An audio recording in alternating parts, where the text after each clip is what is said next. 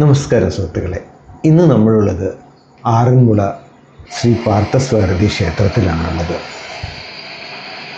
ഈ വീഡിയോ ഞാൻ കഴിഞ്ഞ വർഷം റെക്കോർഡ് ചെയ്തു വെച്ചതാണ്.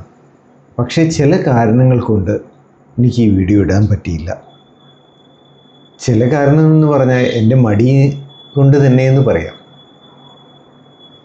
അപ്പോഴാണ് ഈ വർഷത്തെ വള്ളസദ്യയെക്കുറിച്ച് പത്രത്തിൽ ഒരു ന്യൂസ് കണ്ടത്. എൻ്റെ വീഡിയോ ഇടാൻ ബാക്കിയുണ്ടല്ലോ എന്ന് ഓർത്ത് അപ്പോൾ തന്നെ ഇത് എഡിറ്റ് ചെയ്ത് ഇട്ടതാണ്. ഈ വർഷത്തെ വള്ളസദ്യയും കഴിക്കാൻ പോകണമെന്നുണ്ട്. അപ്പോൾ അതിനു മുൻപ് കഴിഞ്ഞ വർഷത്തേത് നിങ്ങൾ കാണും. അപ്പോൾ നമുക്ക് ആറന്മുള വള്ളസദ്യ എന്താണെന്ന് നോക്കാം. ആറന്മുള വള്ളസദ്യയെക്കുറിച്ചുള്ള ഐതിഹ്യം പറയുന്നത് ആറന്മുള പാർത്ഥസാരഥി ക്ഷേത്രത്തിലെ പ്രധാനപ്പെട്ട ഒരു വഴിപാടാണ് വള്ളസദ്യ. തങ്ങളുടെ ആഗ്രഹങ്ങൾ സാധിക്കുമ്പോൾ അത് സാധിക്കുന്നതിനുള്ളൊരു നന്ദി സൂചകമായിട്ടാണ് ഈ വള്ളസദ്യ കഴിപ്പിക്കുന്നത്. രുചിയുടെ പെരുമ കൊണ്ടും പങ്കെടുക്കുന്ന ഭക്തരുടെ ബാഹുല്യം കൊണ്ടും ഒരു പക്ഷേ ലോകത്തിലെ തന്നെ ഒന്നാം സ്ഥാനത്ത് നിലകൊള്ളുന്ന ഭക്ഷണ മാമാങ്കമാകാം ആറന്മുള ക്ഷേത്രത്തിലെ വള്ളസദ്യ. വിഭവങ്ങളുടെ രുചി വൈവിധ്യം നുണയാനും ദർശനത്തിനുമായി 2 ലക്ഷത്തോളം പേർ എല്ലാ ഓണക്കാലത്തും ആറന്മുള ക്ഷേത്രത്തിലെത്തുന്നു എന്നാണ് കരുതുന്നത്. ക്ഷേത്രവുമായി ബന്ധപ്പെട്ട് കിടക്കുന്ന നൂറ്റാണ്ടുകളായുള്ള ആചാരത്തിൻ്റെയും ആഘോഷത്തിൻ്റെയും ഭാഗമാണ് ആറന്മുള വള്ളസദ്യ. തിരുവോണത്തോണിക്ക് അകമ്പടിയായെത്തുന്ന പള്ളിയോടക്കാർക്കായി വഴിപാടെന്ന രീതിയിലാണ് ഓരോ ദിനവും വള്ളസദ്യ നടത്തുന്നത്. മധ്യ തിരുവിതാംകൂറിൻ്റെ രുചിയുടെ ഉത്സവം കൂടിയാണിത്. വഴിപാട് സമർപ്പിച്ചാൽ പള്ളിയോടക്കരയിൽ നിന്നും അനുവാദം വാങ്ങിയാണ് സദ്യക്കൊരുക്കങ്ങൾ തുടങ്ങുന്നത്.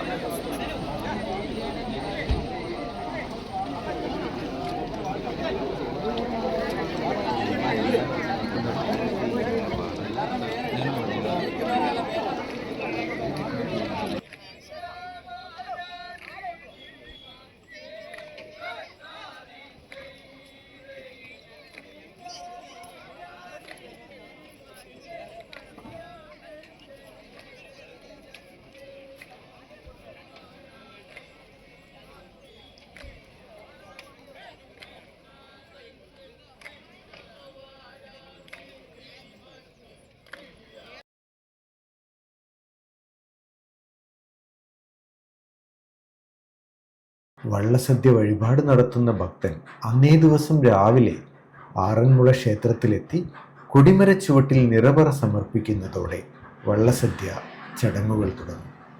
ഒരു പറ ദേവനും ഒരു പറ പള്ളിയോടത്തിനും എന്നാണ് സങ്കല്പം. ശ്രീകോവിലിൽ നിന്ന് പൂജിച്ചു നൽകുന്ന മാലയും വെറ്റിലയും പാക്കുമായി അതാത് പള്ളിയോട് കടവിലെത്തി പള്ളിയോടത്തെ ക്ഷേത്രത്തിലേക്ക് യാത്രയാക്കണം.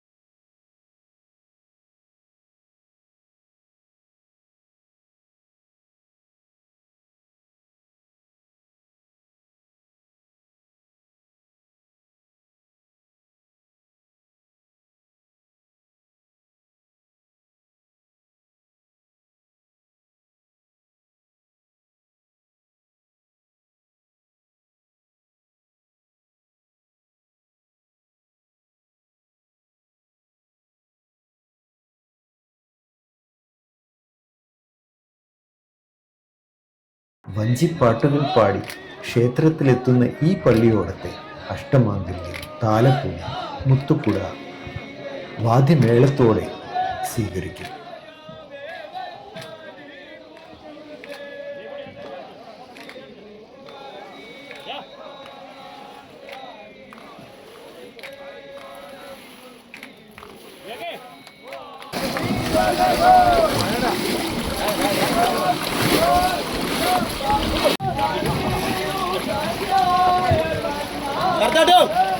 കൈ നോക്കണേ, അതുകൊണ്ട് ഇടിക്കും.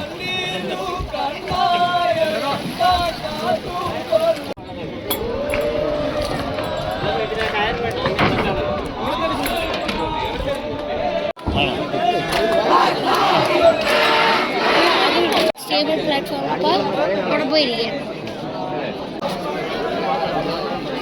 കൊടുത്തിട്ട് ഇനി പിന്നെ ഇതിൻ്റെ ഉള്ളിൽ കയറും.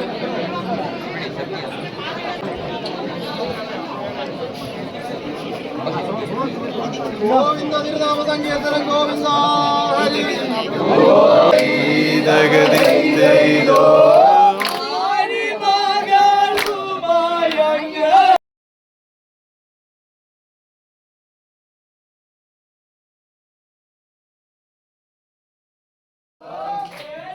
തുടർന്ന് വള്ളക്കാർ വഞ്ചിപ്പാട്ടോടെ കൊടിമരച്ചുവട്ടിൽ പറയിട്ട സ്ഥലത്തെത്തും. തുടർന്ന് മുത്തുക്കുടയും തുഴയും ദേവന് നടക്കിൽ വെക്കും. ഇതിനു ശേഷമാണ് വള്ളക്കാർക്ക് വള്ളസദ്യ. പാണ്ഡവരിൽ മധ്യമനായ അർജുനൻ ഭഗവാൻ കൃഷ്ണന് സമർപ്പിച്ചതായി വിശ്വസിക്കുന്ന ഈ ക്ഷേത്രം ഏറ്റവും പുരാതനവും പ്രസിദ്ധവുമാണ്. അന്നദാന പ്രഭുവായ ആറന്മുളേശൻ്റെ മുമ്പിൽ ഭക്തർ സമർപ്പിക്കുന്ന ഏറ്റവും വലിയ വഴിപാട് കൂടിയാണിത്.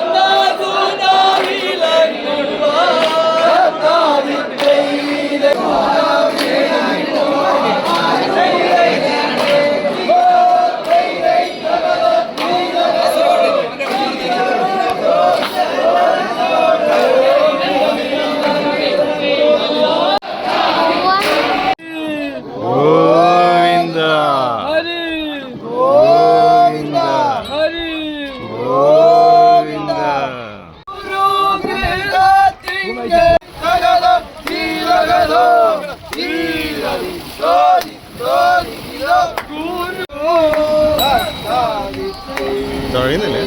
ഗുരുവിനെയുണ്ടോ കണ്ടു വെറുതെ ഗുണാതെ ഗുരുവിനെയുണ്ടോ കണ്ടു വെറുതെ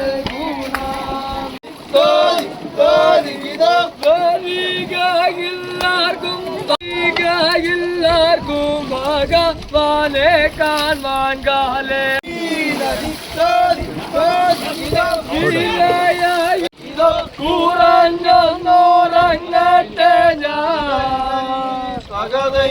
തുഴക്കാർ വള്ളപ്പാട്ടിലൂടെ ആയിരിക്കും സദ്യയുടെ വിഭവങ്ങൾ വിളമ്പാൻ ആവശ്യപ്പെടുക. ചോദിക്കുന്ന വിഭവങ്ങളെല്ലാം ഇല്ല എന്ന് പറയാതെ വിളമ്പണം എന്നാണ് ചടങ്ങ്. 63 ഇനം കറികൾ ഉൾപ്പെടുന്ന വിഭവസമൃദ്ധമായ സദ്യയാണ് ആറന്മുള വള്ളസദ്യയിൽ വിളമ്പുക. വള്ളസദ്യ വിളമ്പുന്നതിനും ഉണ്ണുന്നതിനും ക്രമവും ചിട്ടകളുമുണ്ട്. തൊട്ടുകൂട്ടുന്ന കറികൾ, കൂട്ടുകറികൾ, ചാറുകറികൾ എന്നിങ്ങനെ 3 വിഭാഗമായാണ് വള്ളസദ്യയുടെ കറികൾ. സാമ്പാർ ഒഴിച്ചു കഴിഞ്ഞാൽ പായസം വിളമ്പുന്ന രീതി ആറന്മുള വള്ളസദ്യയിൽ മാത്രമുള്ള പതിവാണ്. പരിപ്പ്, പുളിശ്ശേരി, കാളൻ, അവിയൽ, ഓലൻ, എരിശ്ശേരി, കൂട്ടുകറി, പച്ചടി കിച്ചടി, ഒട്ടേറെ മെഴുക്ക് പുരട്ടികൾ, തോരനുകൾ, അച്ചാറുകൾ തുടങ്ങിയവയെല്ലാം 70ഓളം വിഭവങ്ങൾ അടങ്ങുന്ന ഈ വള്ളസദ്യയിൽ ഉണ്ടാകും.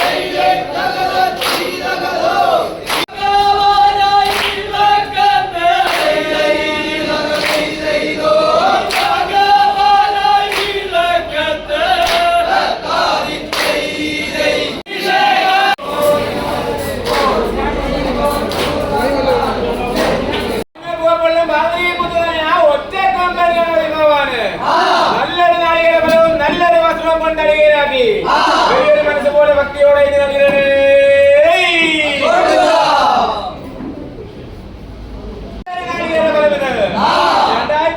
അമൃതപാനം ചെയ്ത് നല്ല കാത്താൻ പൂജിപ്പാനായി വെല്ലുണ്ട ശക്തിയെ നൽകണേ. ഭക്തിയോടെ നൽകണേ.